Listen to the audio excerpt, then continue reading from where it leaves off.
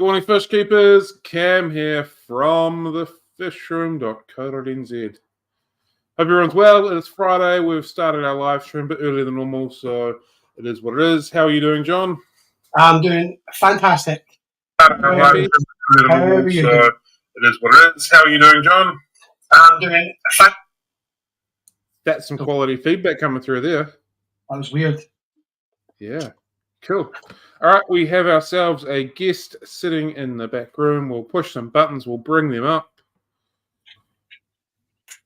Good morning, James Nicole from Horizon Aquatics. How you doing, guys? Yeah, good, thanks. Good. Thanks for having us. Oh, thank you for coming on. It's very much appreciated. Ooh, I'm going to cough. That's a terrible start. Okay, let's get on to this.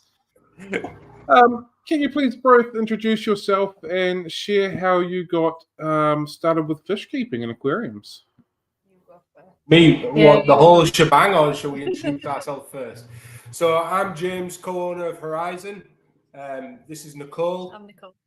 From Horizon as well. My backstory, oh, blimey, how long have we got? Right, so I started fish keeping from the age of like 12, and I got brought up with it. My dad was into like African cichlids and stuff like that. And then got addicted, ended up, my dad turned around and said, look, James, you're that addicted, you need to get in the industry. So I ended up being a part-time salesman at a place called Bradshaw's, what was a pond and tropical, well, more of a pond like specialist, but they had a tropical section as well. Stayed there for a few years until I turned about, was it 18 when I went to, was it 18 I went to Ocean Corals? I have no idea. Something like that. I think I was from 14 to 18. I went to a marine specialist. Then from a marine specialist, I met Nicole. No, you were about in your mid-20s when you were there then. Well, yeah. Well, I was there. Bearing in mind, this wasn't like a week, a year. You know, it was a good few years. Like I was in these businesses, but met up with Nicole on a night out. We just happened, like, believe it or not, our first like time we met, all we talked about was fish. I was like, same as you. Yeah. So we just talked about fish all night, and yeah, we hit it off. I ended up moving up to Darlington, worked with Nicole for a bit, and that's how we knew we could work together in the same industry. And then set up Horizon. That's kind of my background. And Mine's similar-ish. So none of my family like fish. They didn't even know what we're all about. They had no care for them really. So my mum was like, "What do you mean you want a fish tank?" I was like, "I really want a fish tank." And she was like, "Right, save up some money." And then I won like a little online competition, and then spent all my money on that on my first big fish tank. And that was probably when I was about 14, 15. And then went to uni, so there was a big gap in between. Went to uni, did animal management and conservation, which was kind of pointless really, because now I don't really need it. But it did have like a little bit of fish keeping in there. I looked at that course actually. Yeah, I know. And I was thinking the fish bit wasn't really fish bit was just tiny, and I was like, no. But at the time, I wanted to be a penguin keeper, so you know, as you do. And then did that, and then met James, and then same story there. Yeah, pretty much that, really. I think it's pretty exciting that you guys just randomly bumped into each other and then both started talking about fish. Well, there was a little bit more. So I was at, like on my uni course, and my friend did work experience with James and invited him on a night out. So it was kind of like accidental, see, purpose. Night out would be like that. Fantastic. That did lead on. Was going to lead on to another one of our questions. Were you fish keepers before you met? But obviously you were, so that's yeah. Right. So what motivated you to open Horizon Aquatics? That's a bit of family courage as well, wasn't it? Like a lot of it was like family courage, I would say. So like we'd been saving for a house deposit pretty much, and it was either we took all our money at a house that we'd saved, or we kept going on and on about I would love to have our own business. And our families were like, why don't you just do it? You can always rent somewhere, or you know. And so we were like, maybe we should. And then they were like, just go for it. They're enablers, aren't they? So they're like, you should just do it. So we were like, yeah, maybe we should. If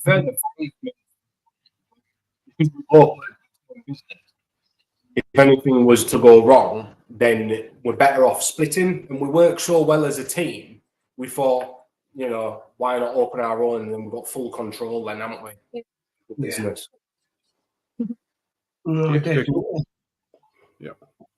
You just broke up a smidgen during that, so I missed a little bit of that. I'm sorry. Which part did you miss? After your family or enablers. Just before you said you would probably break up if it didn't work out. Oh, right, yeah. So Nicole's family and my family are very like go doers, aren't they? Like they were just like, what have you got to lose? You know, you've got your money, just go for it, you know. So yeah, we ended up biting the bullet and doing it, and yeah, we loved every second of it. Don't get me wrong, it's had its highs and lows like any business, as you probably know, Cam. But yeah, it's been brilliant. Cool. Can you sort of walk us through the process of starting your aquarium store? Obviously, you've gone, cool, we're going to do this. What was your next steps for you to get where you are now? That, because we didn't know how to start up a business when we first got going. It seemed like you had to jump a million hoops, wasn't it? I suppose company's house and then search for it. The hardest thing I think we found finding the name. Thinking of a name, and finding the right like property, I suppose. Because when you're a new business, as you'll know, Cam, is like, how big do you go? Like, do you start really, really small, or do you go a big size and then open up as you're going along? That was the hardest thing, I would say. Yeah. But yeah, I think obviously we didn't know Brexit was going to happen. That shook us up. We'd only been open 3 months, and then the pandemic hit, so then we were closed again, and then we opened again, and then Brexit, and then everything really. Yeah. So how did you lockdown then? Because a lot of the shops in the UK thrived during that time. Were you able to stay open as well, like a lot of them, or were you forced into closing? We closed down for a bit, kind of, because we weren't sure if we were allowed to stay open or not, because it was a little bit vague. And then obviously just kind of like the more people saying, oh yeah, you can stay open, we were doing like drop-offs to customers as well. So we kind of like lived that way for a bit. But then when we realised we could actually be open, then we did have like a good sort of boost from that, yeah. So yeah. So there was only one customer in the shop at any one point. Yeah, that was a tricky thing to navigate, I think, for everybody. But very uncertain times, that was for sure. Yeah. To be fair, though, it did help with our online side of the business, though. Yeah, definitely push people to find us online quicker, I'd say. Yeah. What was it? How did you come about with the name then? Like, you mentioned that was one of the hardest parts of setting up the business. Kind of, yeah. So originally we planned to be plant and coral specialist. So we wanted something that wasn't too much to do with plants or too much to do with marines. We wanted it to be quite sort of whatever it wanted to be. So, but then when we started, it went so good with the aquascape. We thought, why would we add marines now when this is doing really well? So that was, like Nicole's just covered, because of my background was marine before getting into aquascaping, I suppose. We were intending to do both corals and plants. But yeah, we just let customers decide what they wanted, and aquascaping was the thing. Yeah, we decided the blue flashy lights would probably kind of take it away from the green, I suppose. Yeah, you know what we did? We've done a marine tank at home because you didn't fully experience marines properly, and we did it last year, wasn't it? Yeah. And honestly, the blue lights, you can't relax. It's like too poppy. I really like it. I do. It's just this is for me. I think not so much. For sure. The chorus, For sure. Yeah. Different experience altogether, isn't it? Yeah, totally different. So, prior to starting, you had aquascaping experience. It wasn't a thing that's just evolved with you over the last few years. That was always something that's been there with you. We did aquascaping before we set up the store. So we carried that skills into setting up our own store. But yeah, it's definitely grown more and more as a passion as we've grown as well. Cool. We've definitely got better over the years as well. Our first few were a bit ropey. I think having once you're working in the trading, you've got access to all those materials that maybe you wouldn't have had if you were just a hobbyist. It changes how you approach aquascapes altogether, doesn't it? When you Well, I don't know what it's like where you are, Cam, but John will know. In the UK, like its own hardscape materials are really just coming into their own in the UK. There's more and more available. Like I remember even 5 years ago, you'd go into a shop and it would be just bogwood, and that is it. And it would be rather super huge pieces or small little tiny bits. So there wasn't a crazy amount available, but now it's becoming obviously more and more popular. I believe that's pretty much happening here. We're behind most parts of the world, and I think that's purely due to our scale of economy of what we've got here and how many people are here. But we are beginning to follow suit on most places. Like we've recently got tissue cultures, and there's more rock coming in, and there's more wood coming in. So we still don't have the same sort of range of variety, but it is definitely increasing, and it has increased significantly over the last 18 months or 2 years or so, I'd suggest. That's good. That's really good. Yeah. It's nice to see the industry moving forward and opening the doors open to other things. Yeah, it's just taken a couple of small independent importers to go, well, there's a market here. This is what people want, do it. And the big boys have just decided afterwards that they'll catch on after them, as opposed to taking the steps to start with, unfortunately. But yeah, it is what it is. Don't get me wrong, aquascaping in the UK, there was a few brands. I don't know. Oh yeah, you do know actually. TMC, Tropical Marine Centre, massive company, but they did aquascaping before the boom. And the problem is with that is that obviously they did it didn't take off for them, and now they're slowly getting back into it. But honestly, it just needs to boom again for them. Really. 10 years ago, wasn't it, that they tried it and it just wasn't. Like they had the glass pipes, you had low iron, opti, rimless, braceless tanks and stuff, but everyone was so still on lidded tanks with T8 tubes and stuff, and now it's completely changed now. So I hope a lot of these brands who did it previously, I do hope they bring it back. Yeah. Certainly they follow the trends, and it's an upwards trend, and I can't see it going down at all. Yeah. So what makes Horizon Aquatics different from any other aquarium store? I'd probably say the amount of live displays we've got. I think that's a big thing, because when you go into a shop, a lot of them are dry scapes, and the dry scape lovely, but a lot of the time people want to see them with fish in and all the plants growing in and things. So I'd say that's probably what sets us apart mostly. Yeah, I would say so, and just the raw amount of plants as well.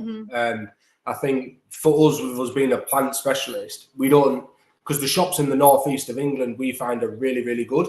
So there's no point, we can't really add that much to the fish industry, if that makes sense. But for us, plants we've opened the gateway open to pretty much as many plants as we can get hold of.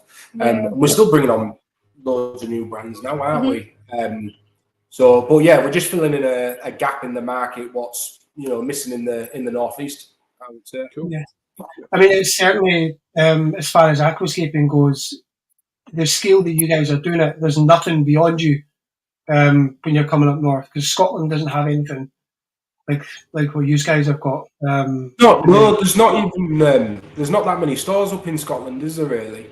Well, I mean, there's stores, but not many specialists at all. I mean, I've seen more shops gradually having like a corner dedicated to aquascaping, and then that slowly branches out. But nobody's got a gallery. Nobody. Yeah. No. Well, I would say our gallery was probably the biggest investment we made on it. I would say. Yeah, and like it does. I'll like spin you around while we're talking. Sometimes Cool. you do think, oh, it's like quite like. I guess some shops would see it as like a waste of money, but it's not, because it's showing people what they can do and giving them inspiration and things. So it's also a reason for people to travel as well, because people want to come to see the gallery, and sometimes definitely are coming. It's definitely what makes people travel. Mm-hmm. I didn't realise you So I'm spinning it really slowly, and I thought, hang on a second, it's not that wasn't designed for that, was it? That wasn't smooth. That was not smooth. Very cool. Do you guys stock fish? Yeah. Yes, we do. Yeah. Cool, It's a bit crazy at the moment because we've got one of our good friends scaping at the moment. But so we've got that's our main back wall. So we've got 4 banks of tanks. So that's like kind of your normal community fish. Don't get me wrong, we do specialise in like rare tetras and stuff like that. We've got a dedicated nano room, but I can't really show you that. It's the other end of the shop. Yeah, that's got 45 little pigeon holes, I think it is. How many was it? 45. I thought there's more. I don't know. There's a lot anyway. Pigeonhole tanks. So we push heavily into like nano species like dwarf rasboras. We've got a lot of shrimp, ottos, all that crazy stuff. Really. Oh yeah, there's the betters, yeah. Cool. Yeah, when you said you were pushing heavily into plants, I said, does that mean not doing fish whatsoever? And I kind of forgot that. No. Your stream, you showed me your fish rack the other day as well at the same time. So, yeah. Don't get me wrong, we do have fish, but we tend to go. So there's quite a bit of where we are anyway. There's a African cichlid, like quite a big African cichlid market, and an oddball market, we would say. So we found that getting smaller fish, like the little, like we're talking like for like nano tank sizes, mosquito rasboras. I can't think off the top of my head, but yeah, we got like galaxies, all sorts of stuff. But yeah, we push into that because the other stores are kind of moving into like African cichlids, hitting the niches that their shop like is known for, I suppose. Yeah. And that makes sense for what you're doing to have those smaller species of fish for that they tend to work better with aquascaping. So it makes total sense. Yeah, cool. Mm-hmm. Oh yeah. We've had a question from one of the viewers. Aquarium Adventures. Graham would like to know, do you find people come just to look more like an art gallery than a fish shop customer? A lot of the time, but then they generally do end up turning into a customer, I would say. Cool. Yeah, we find with our shop, it's a bit, because we've worked in other shops before, we've seen this quite a bit in Horizon, is that, like Nicole says, people will come in, and even if they are, even if they do keep fish, we find a lot of people like go away and then come back and they've got a game plan in mind what they want to do. I think with a gallery with this many tanks, this many different styles, it's hard to kind of, when you're new, is to know what you want to do. That's the hardest thing for a newbie, but the soon get an idea in the head, and then we'll see them again down the line. And I think because we're on an industrial estate as well, we're not on like like a town centre or anything, people have to go out of the way to come see us. They're not just like, oh, there's a fish shop, we'll pop in there. They have to purposely find us and then come in. That's true, yeah. Just onto your gallery and with the aquascaping, are you kind of touching every sort of aquascaping style in there, or are you hitting your own themes that you guys prefer to work with? Because I know you get a lot of guest scapers come and do some things as well, but for the stuff that you do, is it your own kind of theme, or do you branch out with everyone? We just let anyone, like, people do whatever they want to do, really. So we just say, as long as it's different to what's there, just go for it, do whatever you fancy. Like AD, God knows what he's doing at the minute. He's making like a tree from something. Excuse the mess, but look, there's a lad in there at the moment. I don't know if you see him. AD, give us a wave. He's doing something crazy in there in the corridor at the moment. But yeah, our pretty much when we get any guest in, we kind of, like Nicole says, just leave them to do what they like. Yeah, just whatever you prefer, just try and make it different to what's already here. We definitely don't have all the styles yet either. Like we've never had a Brazilian style yet, and we've never had like a full-on competition tank yet either. And maybe like a basic irigumi. Like we've got an irigumi, but it's not like. It's like a diorama. Yeah, it's not like a traditional sort of 3-stone irigumi. So. Cool. Can you tell us a little bit more about your gallery? Because I know that's a massive feature of your shop. Like how many aquariums are in there? How much real estate, for lack of a better term, is it taking up? And from the videos that I've watched, it looks like a very peaceful, lovely environment to sort of sit there and just look at fish tanks, basically. Yeah, so there's the 12 tanks in here, the biggest being 2 4-foots, the smallest being 145 centimetre, and then everything sort of 3 and 60, 3 foot and 2 foot. Yeah. So they do take up quite a lot of room. 12 in here, but we've got them dotted around the shop as well.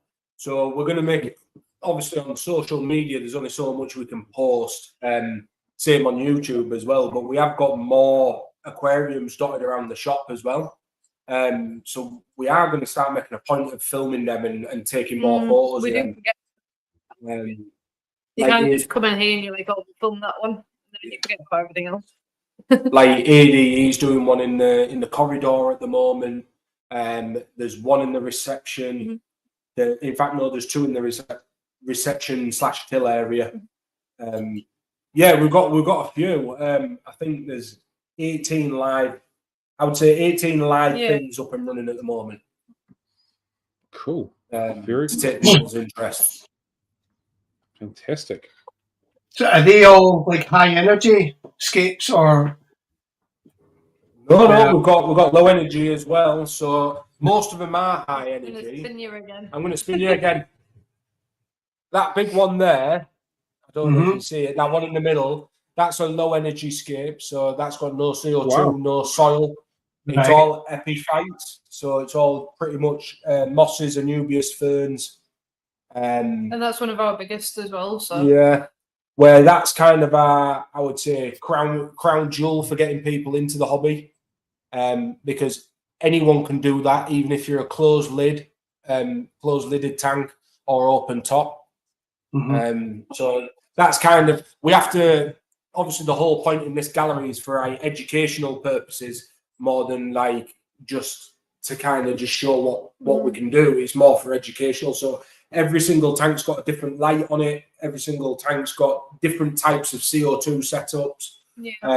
Some of them with, some of them without, and it's to give people a bit of inspiration, give them a bit of confidence as well.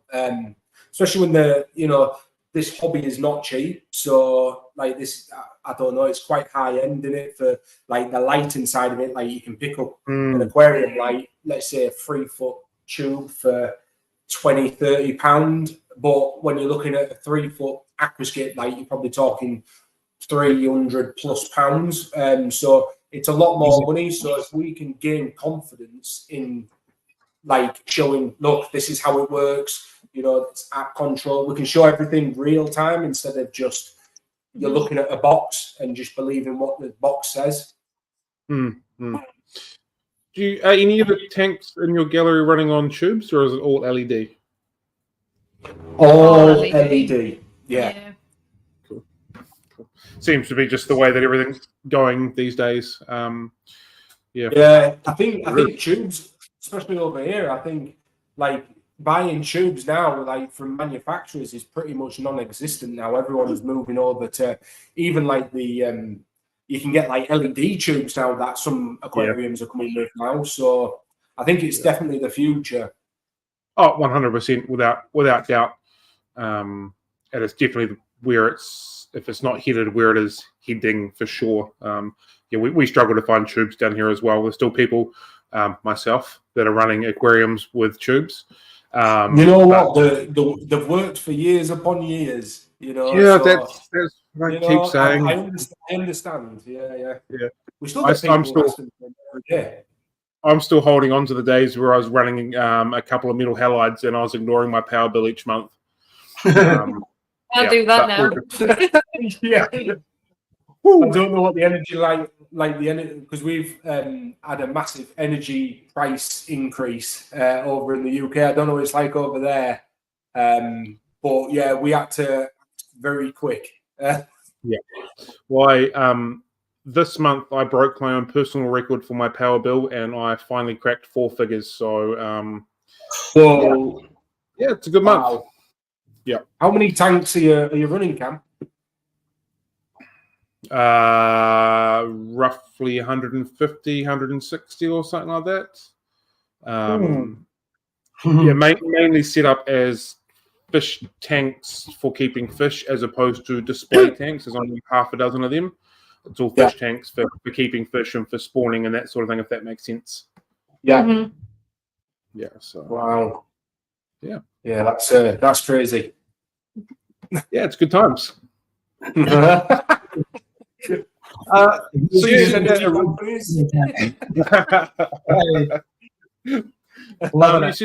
you kind of made a conscious decision to go from like the coral and plant towards the plant type thing. At the same time, was there a conscious decision to work a gallery as well, or how did that sort of happen with your thinking? Yeah, it was kind of like the gallery area, how it is now, would have been like marine fish system. So it would have been like mirror image, so it would have had marine fish and then coral tables in the middle, because we used to have plant tables. So there would have been no gallery really, or there would have been a tiny one, which is now a packing room. But yeah. When we got the building, it was very simple what we needed. Yeah. So what we did is we put a partition wall in and kind of used it for like storage, I suppose, for like poly boxes and all that sort of thing. Yeah. Every time we grew, we just knocked the wall back down, didn't we? Yeah. So we found that lockdown was a brilliant time to kind of do something with this space. So your dad, like, we just locked him in there. Yeah. We just locked him in. He was like, "Leave me to it. I'll kit it out while you're busy." Because that's when we first started on YouTube as well. So we were like, don't get me wrong, the videos throughout lockdown were rubbish. Something, to keep our name out there. But yeah, he did all this, and it was the beginning of lockdown. I remember closing up the shop one night, and because it was me who was really quite adamant about doing marines. Well, quite into the idea until like I think one day we just looked and we were like, why would we? Yeah, because we were shifting plants like really, really well, and we were selling a lot of like CO2 systems and stuff like that. And we both said, well, why would we change Horizon when it's already starting to move stuff? So yeah, we just stuck to our guns, and yeah, it's doing well. It was definitely a last minute decision as well, because we had half the marine stuff we'd bought already. So it was kind of like, do we do it or do we just sell it while it's still kind of new? Like, yeah. Well, we were just so scared. Just on your YouTube channel, congratulations for the 10,000 subscribers that you hit the other day. Oh, thank you. We appreciate that. Well done. Very good. Thank you. Bring on the next 10,000. Yeah. It's going to be so much effort, doesn't it, YouTube? Yeah, people don't realise when you're watching a video how much effort and all the behind the scenes stuff that no one sees. I used to take it for granted, I really did. Until I started editing and I was just like, oh my God. It's a whole nother skill set that you need to learn. Oh yeah. The whole social media beast in general is a whole nother skill set to just keeping fish. But, It changes the way you keep fish completely. Changes the way you sorry. Well, he said it changes. He said it changes the way you keep fish completely. Yeah. I think the world we live in now, you have to be on the ball, and like you've got to look for the next thing that people are on, to kind of keep the buzz going. For sure. We've had a question from the viewers, so I'll bring that up. Unfortunately, it covers both of you, so we'll read it quickly. I love the plants I can keep with CO2, but do you have any suggestions for someone who may or may not be an overfeeder, but likes slower growing plants for fighting hair algae? So the way I've taken that is Zen likes to overfeed, likes slow growing plants, but is struggling with hair algae. That's the most difficult thing. You do need your fast growers to combat algae. Yeah, and for fast growers, you're better off having like soil in there. So even if you had like pockets of soil at the back with a few fast growers and then predominantly like slower growers, because you don't necessarily have to have CO2 for like fast growing stems like Setioflora. Yeah, Limnophilus setioflora and stuff like that. Heavy root feeders, that's kind of like Amazon swords and stuff like that. Yeah. They're brilliant at sucking nutrients out of water.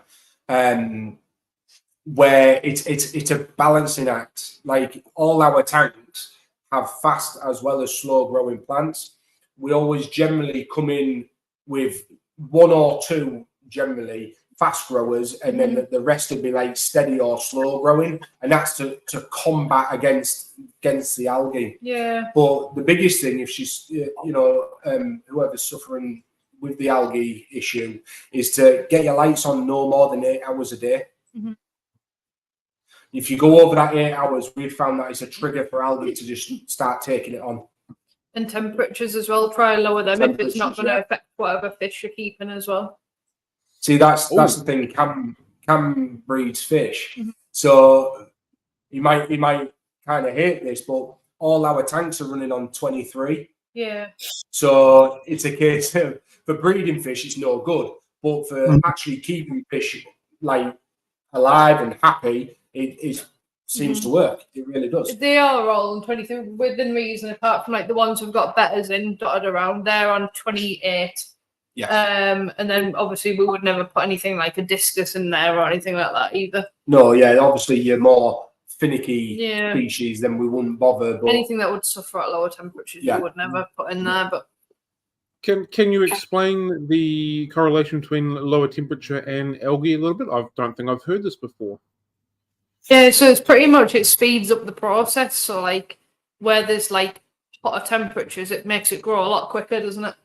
Yeah, it's like the metabolism of the plant as well. So even though you're upping the algae, you're also upping the plant, meaning that the plant will take in more fertilizer. It's going to need more CO2, and if you've got like over 8 hours on a hotter temperature, it's like discus tanks are brilliant at keeping Amazon swords, but you don't see them keeping like other aquascape types, if that makes sense. Like it's always like Valis and Amazon swords. You start getting any advanced plants in there, they just hate the temperature. Right. Cool. That makes sense. With fish themselves, you lower the temperature and you can control bits and pieces as well. So I never knew that correlation between the algae and the temperature as well, but it makes total sense. Makes absolute sense. I don't know, Cam, do you breed ottos or not?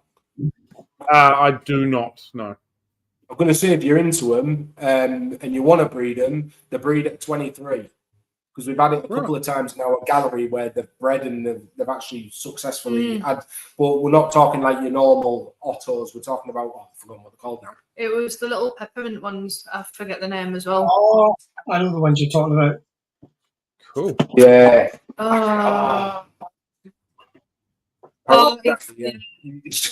It is just showed it, yeah. For all that, yeah. So this was age, wasn't it? Yeah, so the breading at our tanks and they were sat at 23. So that's quite interesting to know. Cool. Very interesting to know. It might not have been, but it seemed to trigger them though, didn't it? Yeah, they did it. Cool. You also mentioned then that sword plants draw a lot from the water column. My understanding, and is very limited when it comes to a lot of stuff like this, is the heavy root feeders like the swords and the cryptocorini draw more from underneath and not as much from the water column. And basically you're saying that the bigger swords draw a lot from the water column. So your soil and your base layer. So let's say soil, you think of it as like a sponge. So once it depletes, whatever's in the water column will get sucked into that soil. So that's kind of what I meant. Sorry. Oh, right. So not physically absorbing it like the likes of stem plants that use it from the water column, so to speak. No, stems also use it from the base as well, from the soil. With more epiphytes use it from the water column, like your your Java ferns, mosses, anubias. They use it more from the actual water column itself. Cool. Look at that. Learning. How good. You mentioned before you have people coming in and doing your scapes in your gallery. Yeah. How many people have come in? Who's come in? And can you show us some of the scapes that some of the people that have come in and done for you? Oh yeah. We've had quite a few people. I think the only people who have been that haven't got them running at the moment is George Farmer. He came a while back, and Pavel Kalander. His recently went, but he's coming back soon. I think. MJ's person, but he's got a new one now. But everybody else is either still here or has been back already. So cool. Swing you around. That one in the corner there, next to. Go. That one. Sorry. Yeah. Just kind of. I don't know if I can scoot you over a little bit better. I don't know if can you see it or not. Absolutely can. Yep. So this one here. This one is Tommy from Green Aqua. Is I don't know if your followers follow Green Aqua's channel, but honestly, one of the best YouTube channels I've personally seen anyway, because their videography is like out of this world. Really good. The next one I'll show you is no problem. Yeah. Nicole's just had to shoot off a second. So that one there that's Grand Champion Aquascaper Josh Sim. Yeah. I watched them do that.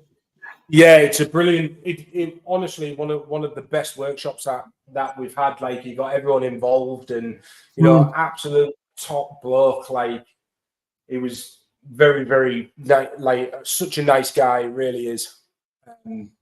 So do you run them?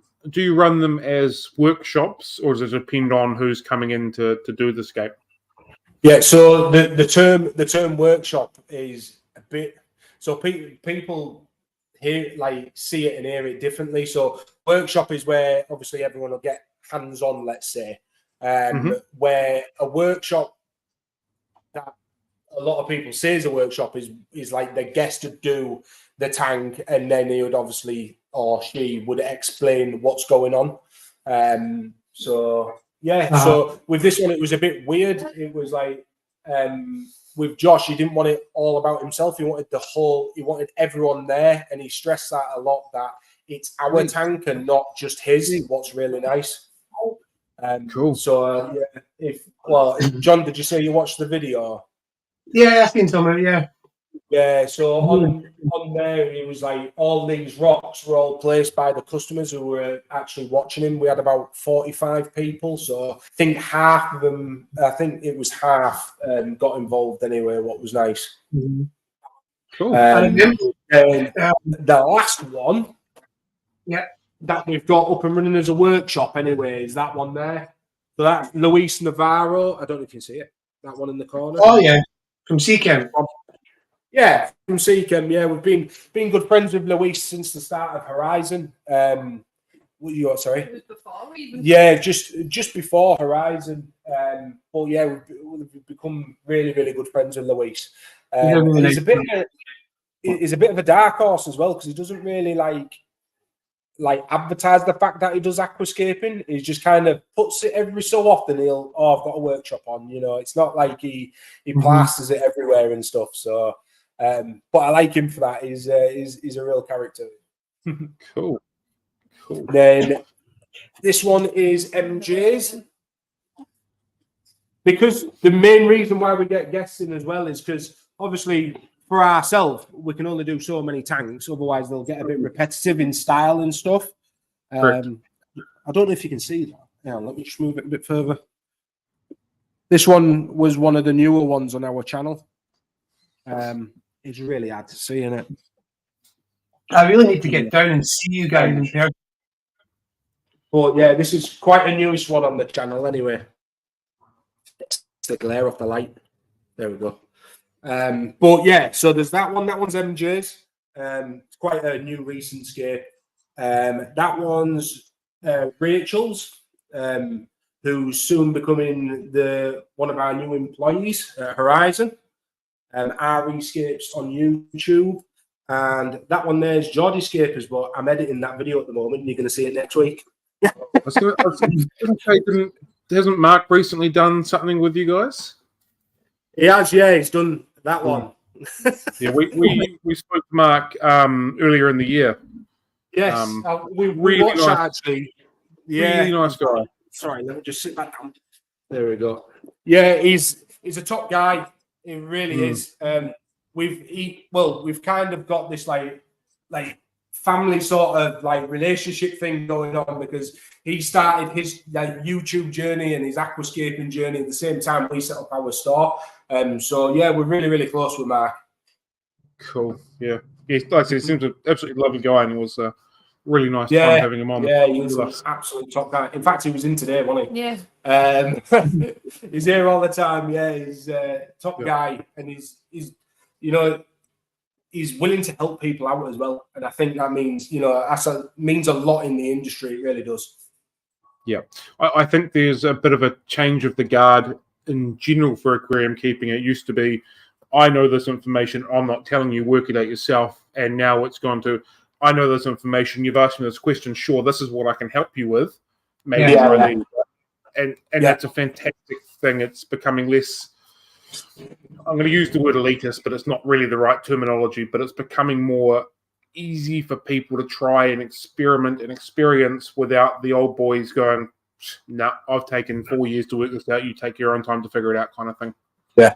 Well, that's so true because when I was in Marines, so we were dealing with like SPS corals, what are like one of the hardest like corals to like deal. Literally, you blink and they'll be just starting to die off. They were that solid. Yeah. Constantly testing and stuff. And when I was in the Marine game, I wanted to do a freshwater tank at home just to keep the hobby going. So I've still got an interest.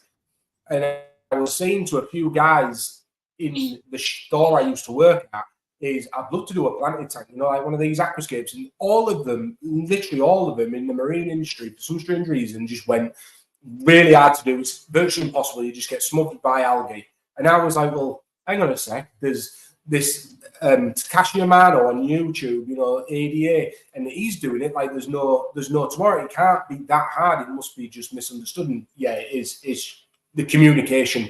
But with technology nowadays, like, look, we're talking to Cam from New Zealand. Like, it's just mad, isn't it? Yeah. Yeah. Blows my mind every week. And John from Scotland, like, it's just mad. All for the love of loving glass boxes that's held with water. We can all get together from around the world and just talk about it for hours upon hours. It's fantastic. Yeah, for sure. It's all about building relationships up as well. It's like now I know my first person from New Zealand. Woo! Yeah, that was my first person from New Zealand as well. Oh, man, look at me go. What are some of your favorite fish and plants to use in aquascaping, your aquascapes? Fish, probably chili raspberry. I love them. Yeah. They're like the little tiny red ones. Mm-hmm. I don't know about plant. I get bored of plants quite easy. Not bored of them, but like I change my mind every 2 minutes. Yeah. Yeah, I don't know. Yeah, we go through stages, don't we?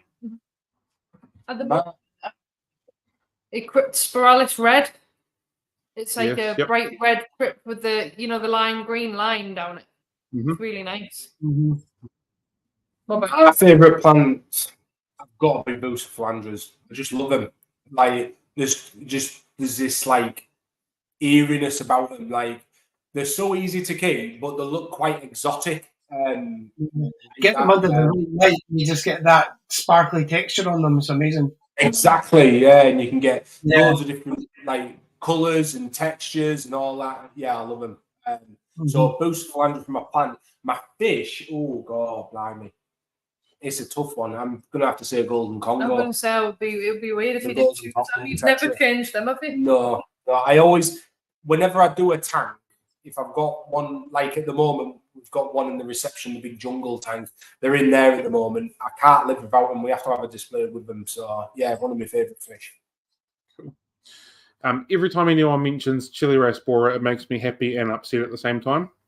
I've got you can't see it off camera, I've got a small little disc aquarium that I set up nearly a year ago with the intention of putting chili raspberry in. Every time they're on the wholesale list, I'm not doing an order or my tanks are full, and then when I'm ready, they've always disappeared. They're off it. So like the timing has just not worked for me to get my hands on some to put into this tank. And so like anytime anyone says it, I look at it and go, one day they'll get in there. The filter's been running, the plants are like it's a fully running ecosystem. It's just missing fish. It's like they are super popular. It's like we buy them like I'd say every other week, don't we? It's getting the right ones as well. Yeah. There's a few wholesalers who send mosquitoes instead of like actual proper chili raspberry. So that's quite hard to kind of work around. But yeah, you end up learning what the wholesalers call what. So yeah, and I'm sure your common names are different to our common names. Like I know I've had that conversation with John many times. He starts talking about a fish. I'm like, what? What are you talking about? That's not that fish. And then we kind of align with each other again. When we're organising the fish profiles for your website, it always pops up then. And I'm like, wait a minute, this is okay, completely different fish. Yeah, it's same with the American market as well. They have different common names as well, don't they? Yep. Yeah, for sure. Cool. Can you share some tips for beginners looking to start their aquascaping journey? Take your time. Yeah. Yeah. We all know it's not a cheap hobby. So, like Nicole says, take your time, build on it over time. It's not a race. The whole point in this hobby is to enjoy the whole journey, not just the end result. So take your time, especially with hardscape as well. Like if you just sort of do your hardscape, live with it a few days, you'll probably find there's a lot of tweaks you want to keep making. I can't think of anything else. Quality light. Yeah. Lighting is key. That's what we've found. We've, over the years at fish keeping, the amount of times I've, like bought different lights under different recommendations, and, you've kind of got to, like, do research before you just purchase. Don't look at, try not to look at it's really hard to say, but try not to look at the price tag and look at the reviews on the product first. Because honestly, even if it's a little bit out of your budget, it's worth just saving up that little bit longer and just biting the bullet. Is there anything specifically you're looking for when it comes to the lights, spectrums, or anything along those lines? I'd say more controllability, so a good sort of like, it depends what plants you're trying to grow. So if you were doing just like a low tech, like the epiphyte one, you don't need anything super crazy powerful, but you still want like good spread on there. So you don't want like a skinny little bar. You want like a good amount of spread still. Whereas a lot of like sort of mainstream like non-aquascape brands are very slim units, and like yeah, they might have the same wattage, but they're just gonna go like you're gonna have a lot of shadowing pretty much. LED's more of a big light Yeah. instead of like tube. Yeah. So sometimes a light further away, giving you more spread than having it straight, if that makes sense. Mm-hmm. And how about lumens also? Does that play much into it? So there is calculators you can do online to calculate how many lumens you need, like for what species of plants. They're always good to sort of go by. That's kind of what most people do. Yeah. So it just depends on like how deep your tank is, and to how many lumens you need for that plant, really. But there is calculators you can use online if you get stuck. Don't get sucked into buying the supersonic one as well. So this is kind of like, don't look for like the highest lumens and stuff like that, because you've got to think when you're buying plants that come from all over the world, so they've all got different like par readings and stuff like that. So don't look at it like when you're picking plants, kind of pick plants that are like, so if you're going to do an epiphyte only, so all slow growing plants like anubias, buces, ferns, like mosses, you're going to need a lower power light, and that's okay to put them plants together. But if you go, I'm going to do all epiphytes and I'm going to put one Amazon sword in there, something's got to give, you know. So look at your plant selection to the light. That's the easiest way. Yeah, or go for a controllable light, then you've got the best of both. You can tweak it up if you need to, you can pop it down when you need to. Cool. Good. How important is community involvement for you at Horizon Aquatics? Massive. Like when we first opened, we didn't want to just be right. Open the door, come in, buy your stuff, see you later. Every customer has, even from when we started, has always kept rather in touch. Even if they've left the hobby, they're still. It's like there's a guy we're off to meet up with. We're off to a show in. When is it? September. In September, down in Coventry. Down in Coventry, it's a guy we've known for a very long time, but he moved down there about 3 years ago now.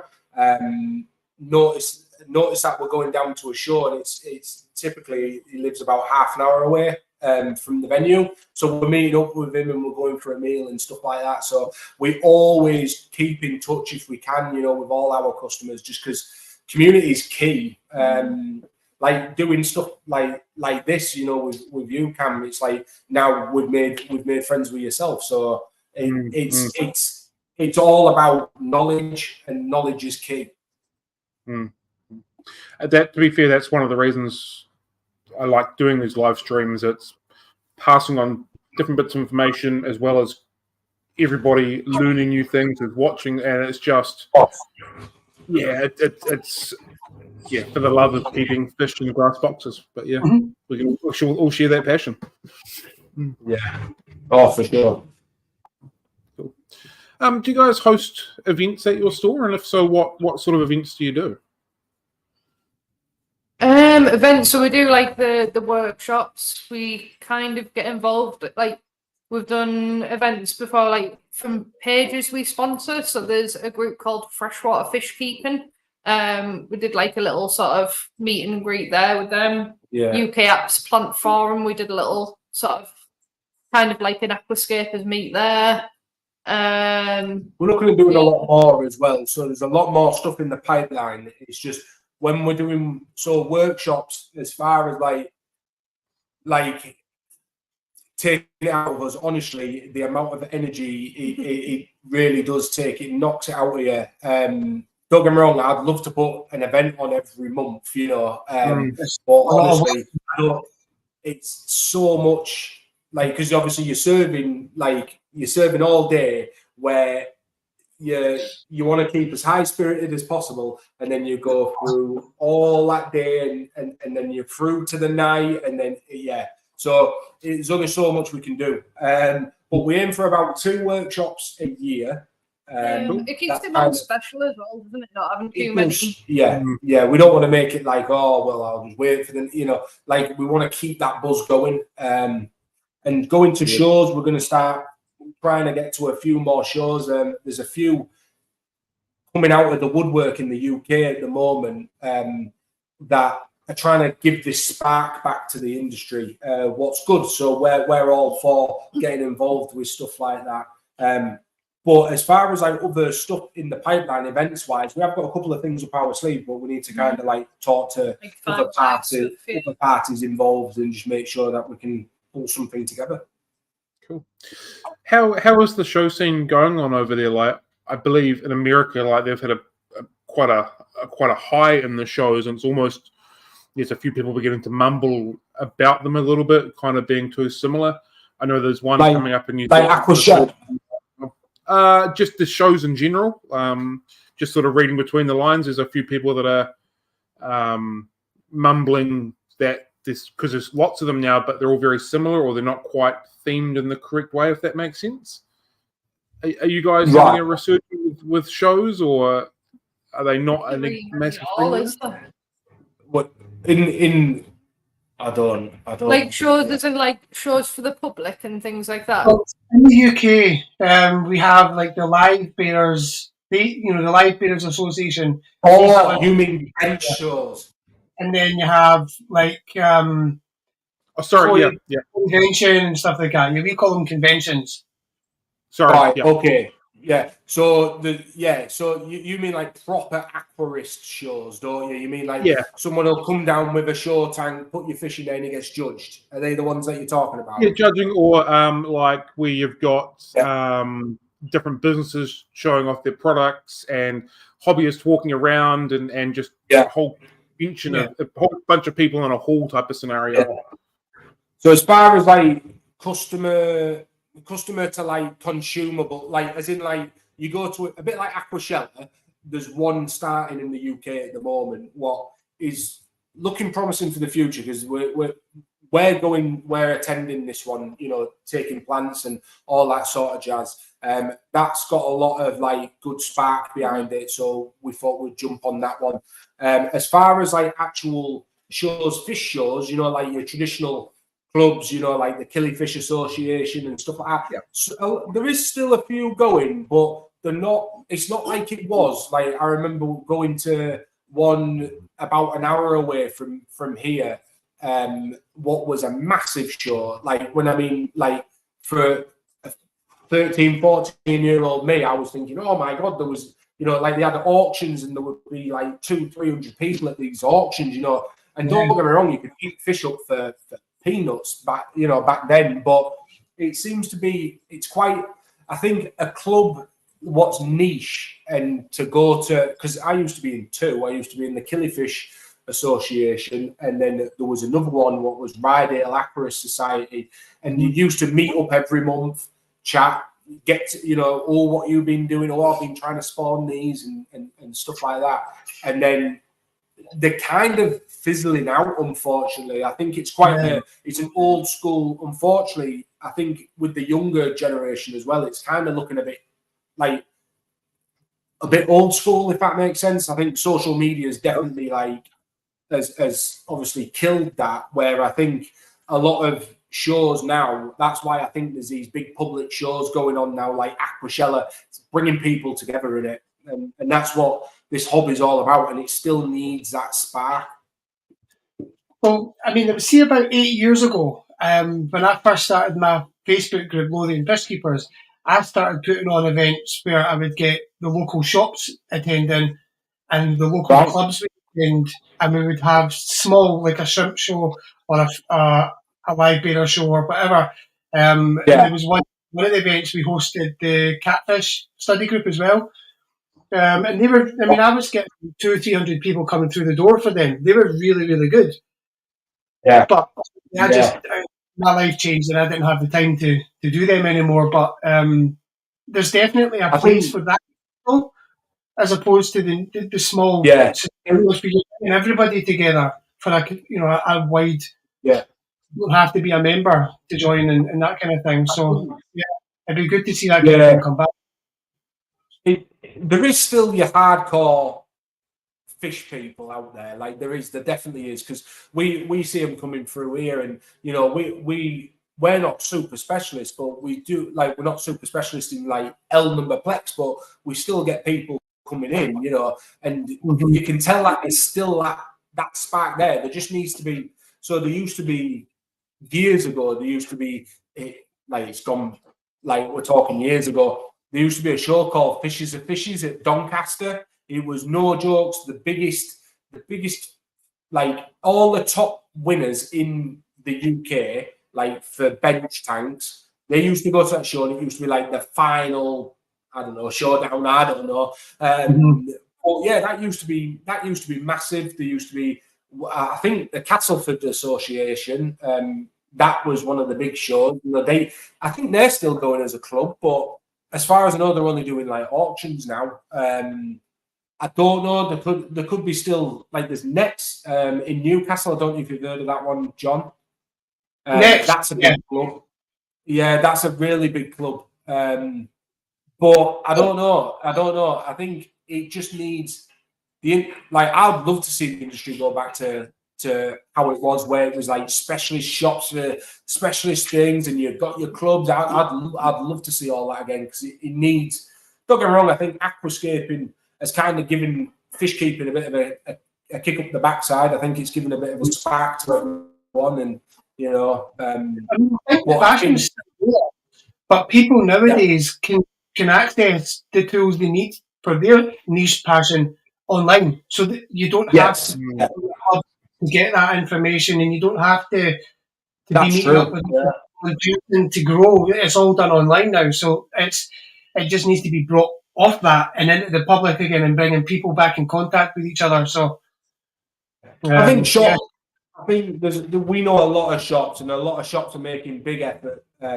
There's more and more, like, because there's a lot of shops who do communicate with us, and they're always like asking, and what do you think if we do something like that?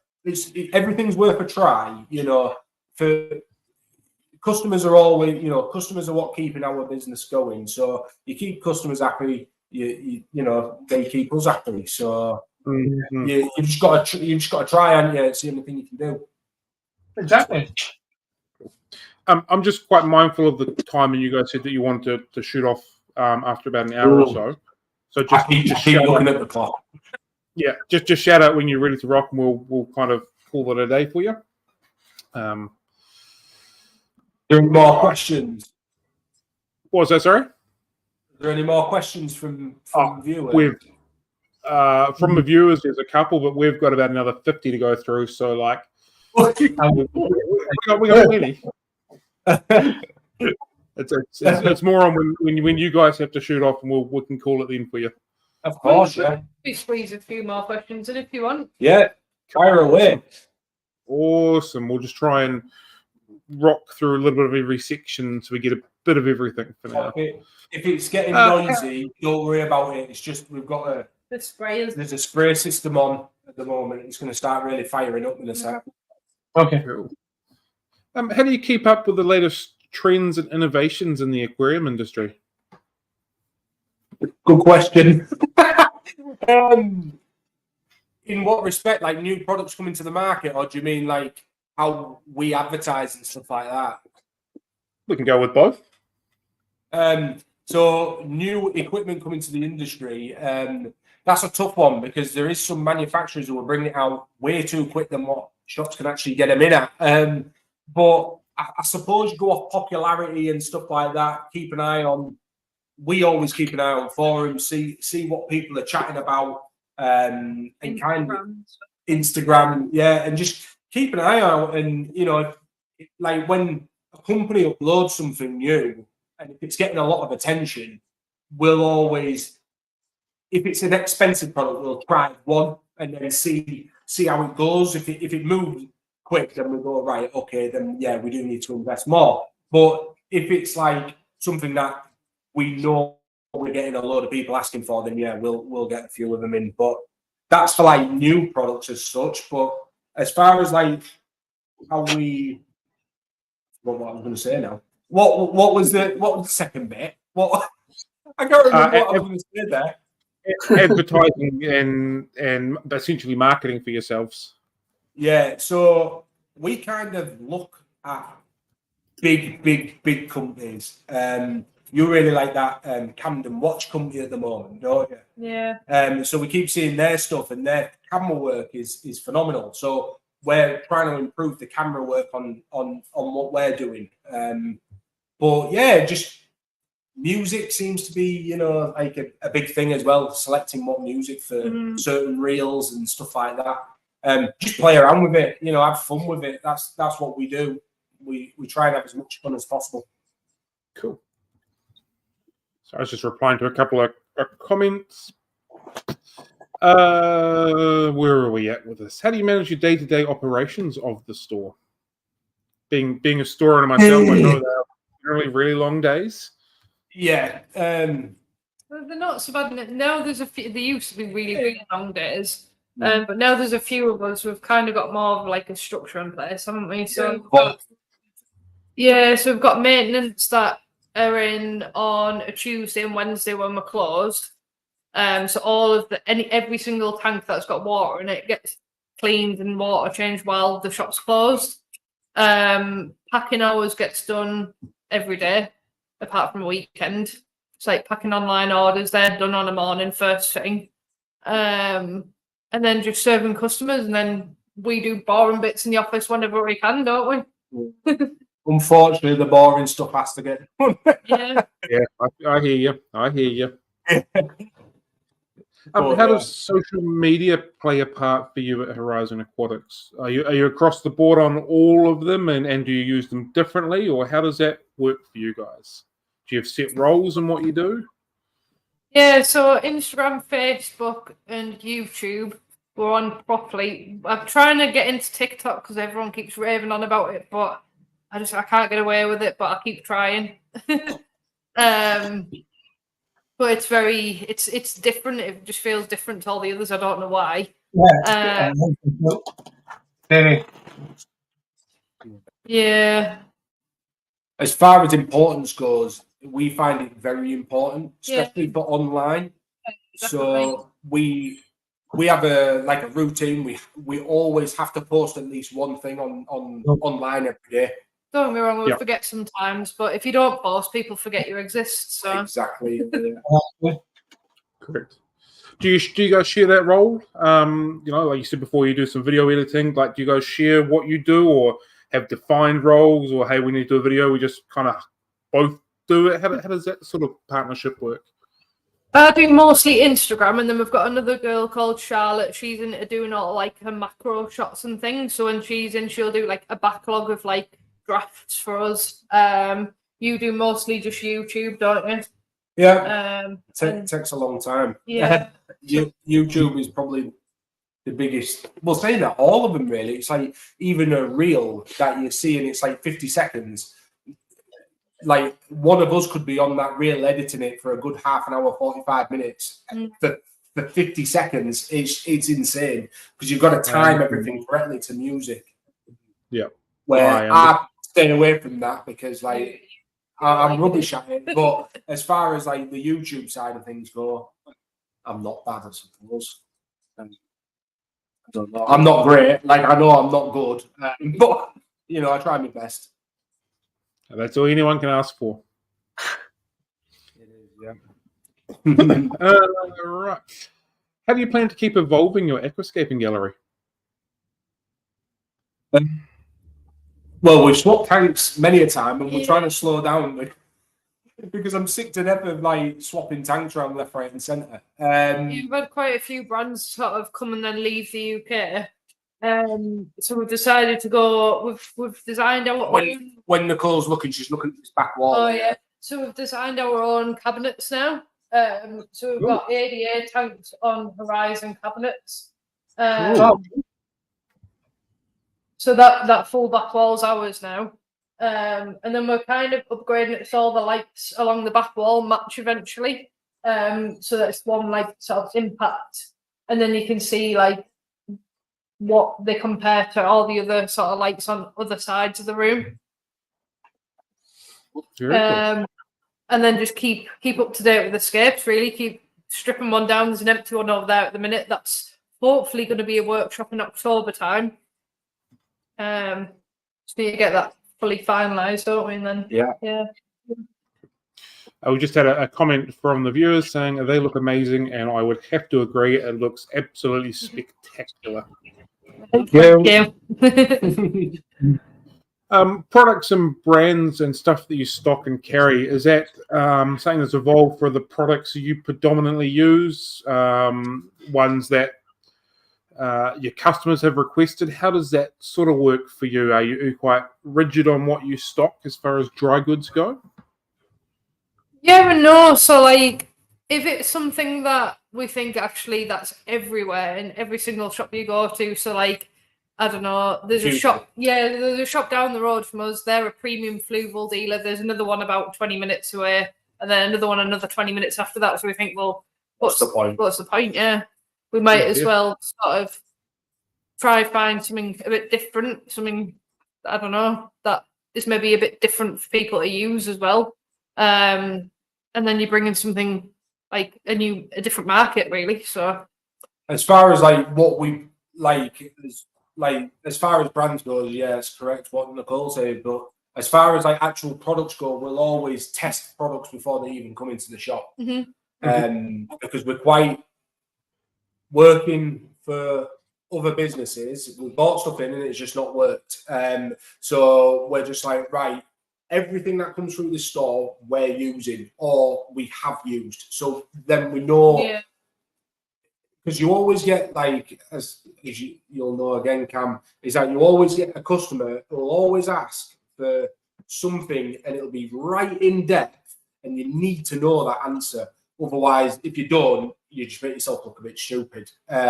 So we always test. It's like if we're bringing in, let's say, a new light, we'll test that for a good 6 months to a year before we'll even like invest into it.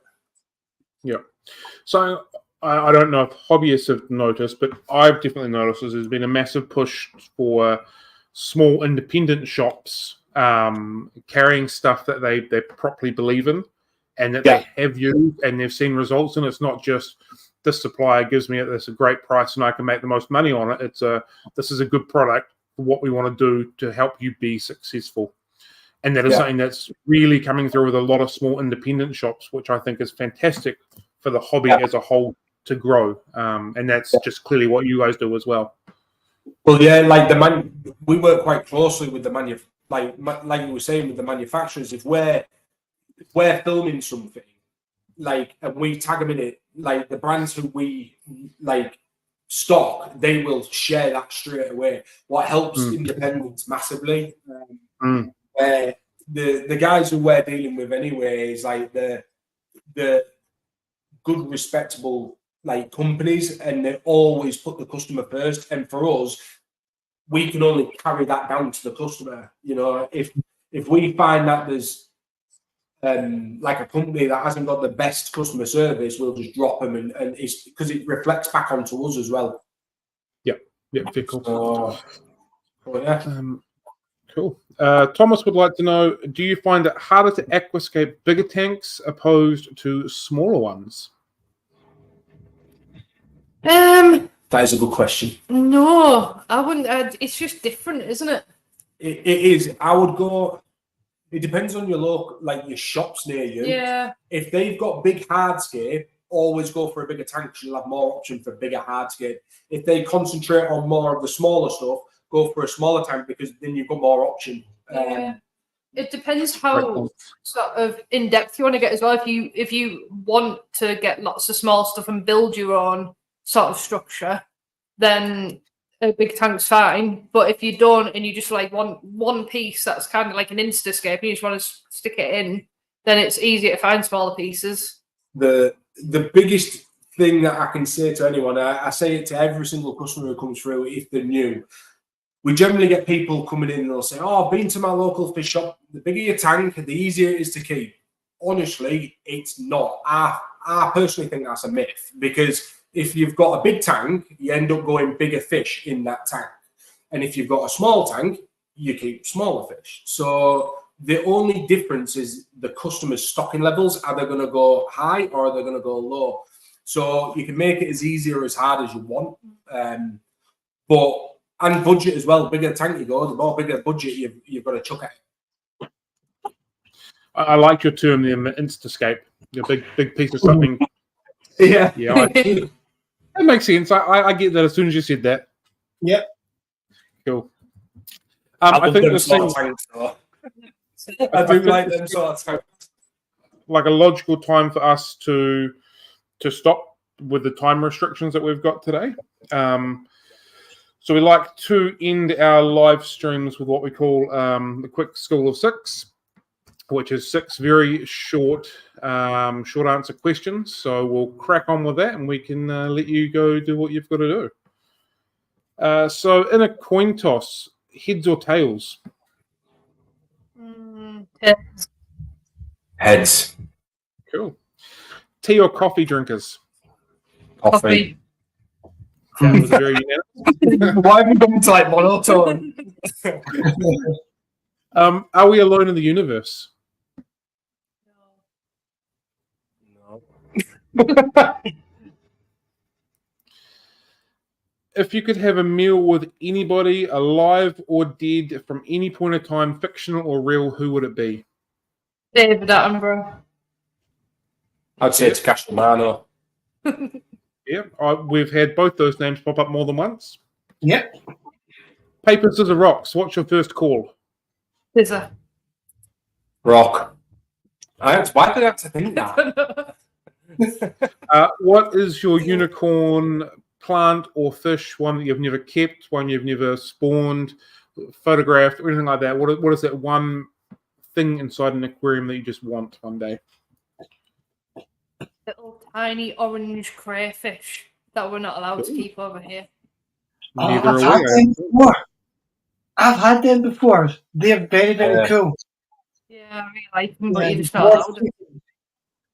They're not even the problem one either, are they? I don't know, No. but I really want one. They're so cool. Like I got them imported from that Garnell place in Holland. Yeah. That was really, really, really cool. But don't tell anyone. Tiny as well, aren't they? They're quite small. Yeah, they're probably about 2 centimeters. Size. Mm-hmm. Amazing. Fish. You've had loads of time to think now. I know. My fish isn't even an aquascaping fish. It's a monster fish, but they've reclassified it. It used to be called the tiger in it, catfish. Cool. What is Very like? cool. It's like a tiger. Like the tiger shovel nose, but it's like the rare one. Yeah. Oh, cool. Is that the ones from Peru? You what? Sorry. Is that the ones you get in Peru? Yes. Yeah. Neat. Cool. And the last question that we have for you is, where can people find you if they want to watch some of your content, get involved with what you do, have a conversation with you? Where can people find you guys? On YouTube, Horizon Aquatics, on Instagram. Horizon Aquatics UK on yeah. Instagram. But yeah, just Horizon Aquatics. Cool. Thank you very much for your time. It's greatly appreciated. This has been incredibly fun. Helen's mentioned that she's picked up all sorts of tips today, so our job here is done. So thank you very much. Thank you very much. Thank you for having us, and cheers for watching, guys. Cool. Yeah. Hope you have a lovely evening. Thank you, everybody. Bye. Fantastic Friday. Have a good one, team. Happy fish keeping, and catch you later.